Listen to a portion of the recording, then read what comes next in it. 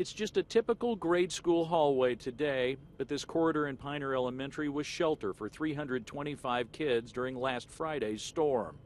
They all survived and were here because of some quick-thinking adults.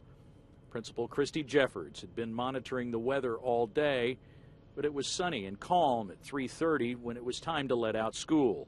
We didn't know how quickly the storm was moving until we got the call from central office, and Dr. Cox-Cruey and several other members of the central office staff had called me to say, Christi, there's a storm with tornadoes and it's headed right at you. Have you loaded your buses yet?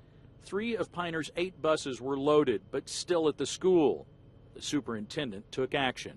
We made the decision about 3:37 to stop loading the buses and to move the children back inside to take shelter. 3:37, and they were set to roll out when? 3:41. 4 minutes. Yeah, we just had a few minutes to decide. The children were counted by class and then taken to the hallway, something they drilled on just 3 days earlier. Many of the bus routes from Pioneer take an hour or more. More than 40 children ride the bus that goes along Bagby and Carlisle Roads. You see what happened here. The way that the bus goes, it kind of weaves back and forth right through the direct path of that tornado. There would have been no way for him to avoid it. He would have been caught out on the road with those children in the bus.